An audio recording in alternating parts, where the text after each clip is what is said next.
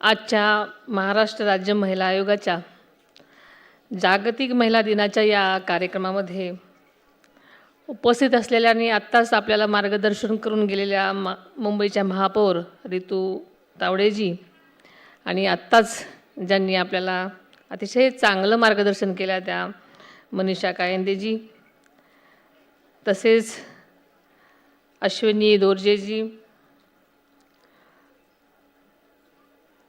तसेच राज्यभरामधून या कार्यक्रमासाठी आलेल्या माझ्या सगळ्याच दादांच्या लाडक्या बहिणी,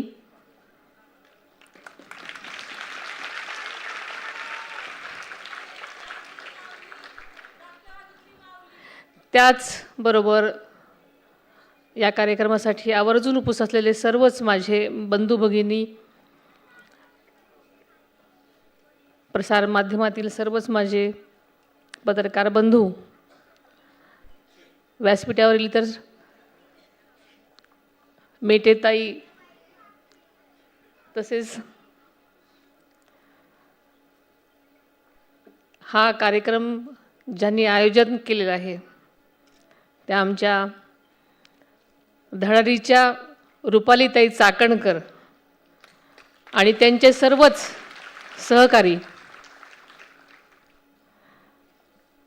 आपल्या सर्वांना खरंच माहिती आहे की उद्या जागतिक महिला दिन आहे, पण सगळीकडेच महिला दिनाचे कार्यक्रम सुरू झालेले आहेत.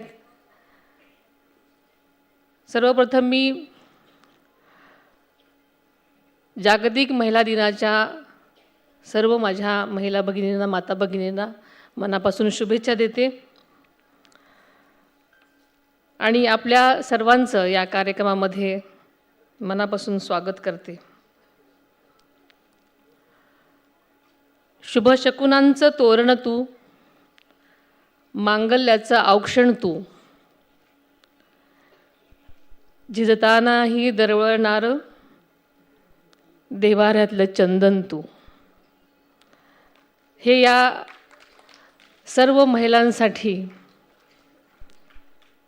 सांगितलं तर वावगं ठरणार नाही.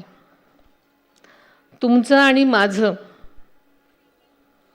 आणि कमी अधिक प्रमाणात प्रत्येक महिलेचं आयुष्य साधारणतः असंच असतं. आपल्या कुटुंबाच्या, समाजाच्या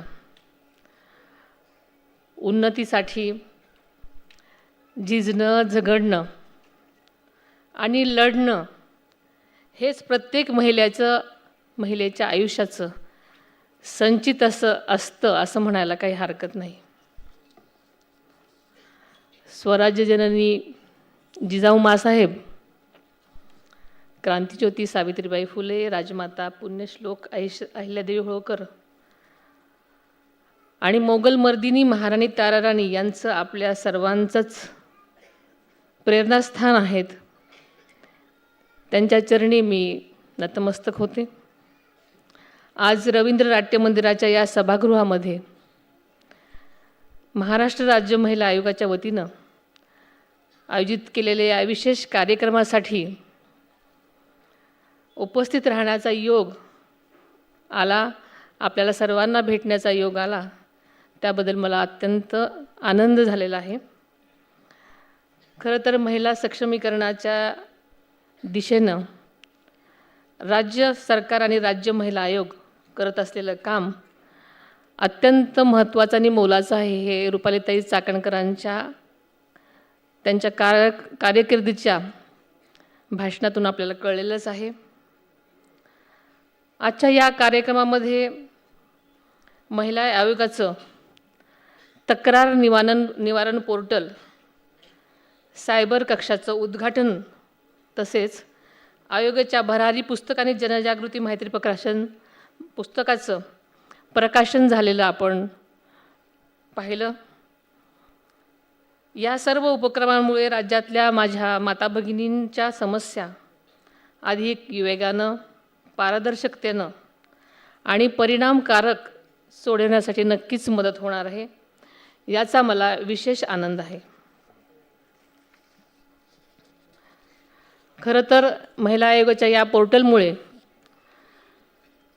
राज्यातल्या कोणत्याही महिलेला घर बसल्या ऑनलाईन तक्रार नोंदवता येईल. कारण आता आपल्याला माहिती आहे की जवळजवळ प्रत्येक महिला किंवा आपली सगळीच जनता मोबाईलच्या या युगामध्ये त्याचं ऑपरेटिंग करायला चांगलं शिकलेली आहे आणि त्यामुळे कुठल्याही महिलेला या पोर्टलद्वारे जर काही घडलं तर त्यांना तक्रार करण्यासाठी नक्कीच याचा वापर करणं, तात्काळ वापर करता येणं अगदी सोपं आहे.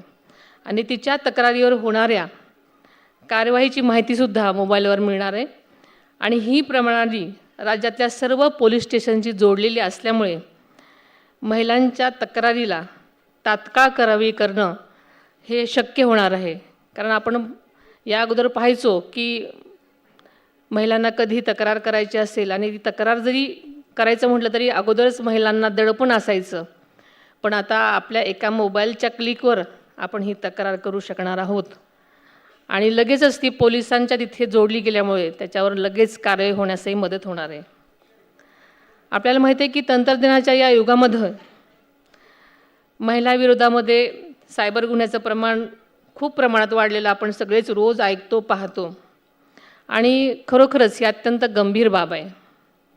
सोशल मीडिया, इंटरनेट किंवा मोबाईलच्या माध्यमातून होणारी फसवणूक, छळ किंवा मानसिक त्रास यावर प्रभावीपणे उपाय करण्यासाठी महिला आयोगाचं सायबर सुरक्षा कक्ष उभारलेलं आहे. आपण आत्ताच ऐकलं. महिलांना कायदेशीर मार्गदर्शन, तांत्रिक सहाय्य आणि समुपदेश देणारा हा कक्ष निश्चितच अनेकांना आधार देणारा ठरणार आहे. विशेष म्हणजे असा उपक्रम राबवणारं महाराष्ट्र हे पहिलंच राज्य आहे आणि ही अत्यंत अभिमानाची गोष्ट आहे.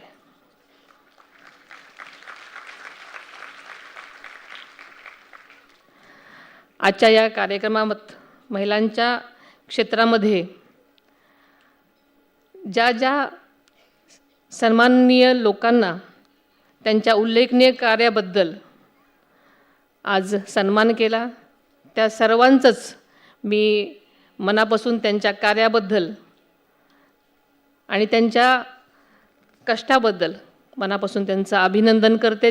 त्यांना त्यांच्या कार्याची ही पोचपावती दिल्यामुळे नक्कीच मी महिला आयोगाचे आभार मानते. खरं तर समाजातील सकारात्मक बदल घडवण्यासाठी त्यांनी दिलेले हे योगदान खरोखरच प्रेरणादायी आहे. त्यांच्या या कार्यामुळे अनेक महिलांना नवी दिशा आणि आत्मविश्वास मिळण्यासाठी नक्कीच मदत होणार आहे. आदरणीय अजितदादांनी महिलांच्या आर्थिक सक्षमीकरणासाठी आणि त्यांच्या स्वावलंबनासाठी अनेक उपक्रम राबवलेले आहेत. आपल्याला माहिती आहे की कालच महाराष्ट्राचा अर्थसंकल्प सादर झाला आणि या अर्थसंकल्पामध्ये महिलांच्या सक्षमीकरणाला विशेष प्राधान्य देण्यात आलेलं आहे. मुख्यमंत्री माझी लाडकी बहीण योजना यामध्ये भरीव तरतूद करण्यात आलेली आहे आणि या योजनेचा जास्तीत जास्त प्रभावीपणे लाभ होण्यासाठी आणि पोचवण्यासाठी अंगणवाडी सेविकांनासुद्धा आर्थिक नियोजनाचं त्यांना विशेष प्रशिक्षण देण्यात येणार आहे. याशिवाय एकल महिलांसाठी स्वतंत्र धोरण तयार करण्यात येणार आहे. महिलांना आर्थिकदृष्ट्या सक्षम बनवण्याच्या दृष्टीने लखपती दिदी उपक्रमांतर्गत राज्यात आत्तापर्यंत 27 लाख लखपती दिदी तयार झाल्या असून यापुढे 2026-27 वर्षामध्ये आणखी 25 लाख महिला लखपती दिदी बनण्याचं उद्दिष्ट सरकारने ठेवलेलं आहे. तसेच महिला बचत गटांनी तयार केलेल्या वस्तूंच्या बाजारपेठ उपलब्ध करून देण्यासाठी राज्यातील 13 जिल्ह्यांमध्ये उमेद मॉल सुरू करण्याचा निर्णयही या अर्थसंकल्पामधून घेण्यात आलेला आहे. त्यामुळे माझ्या तळागाळातल्या बचत गटांच्या उत्पादनाला नक्कीच चांगला भाव मिळणार आहे आणि त्यांच्या विक्रीतून माझ्या सगळ्या महिला भगिनी स्वावलंबी आणि सक्षम बनण्यास मदत होणार आहे. आदरणीय दादांचं स्वप्न होतं की महाराष्ट्रातल्या प्रत्येक महिला स्वाभिमानानं, आत्मविश्वासानं आणि सुरक्षिततेमध्ये जगावी. महिलांना शिक्षण, रोजगार, आरोग्य आणि न्याय या सर्व क्षेत्रांमध्ये समान संधी मिळावी यासाठी त्यांनी सातत्यानं प्रयत्न केलेले आहेत. त्यांच्या विचारांचा आणि कार्याचा वारसा पुढे नेण्यासाठी खरं तर ही जबाबदारी आपल्या सर्वांचीच आहे.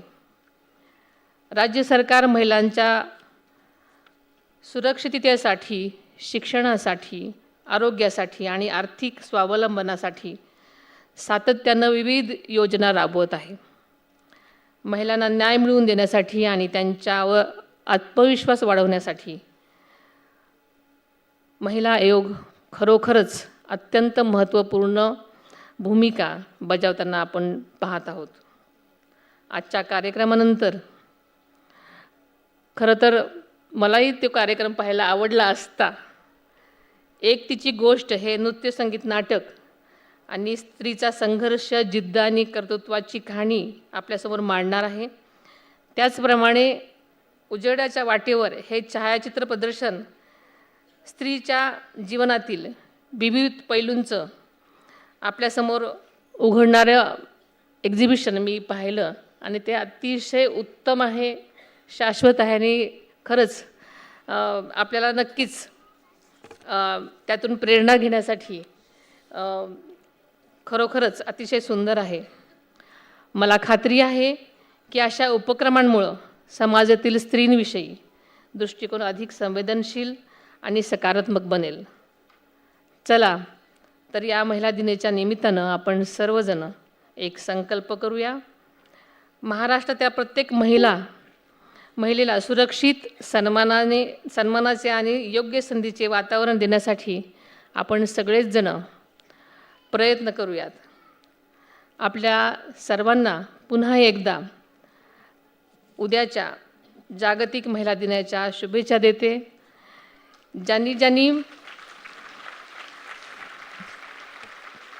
या कार्यक्रमासाठी प्रयत्न केलेत तसेच महिला आयोग आणि त्यांच्या सर्व सहकाऱ्यांचं मी मनापासून कौतुक करते.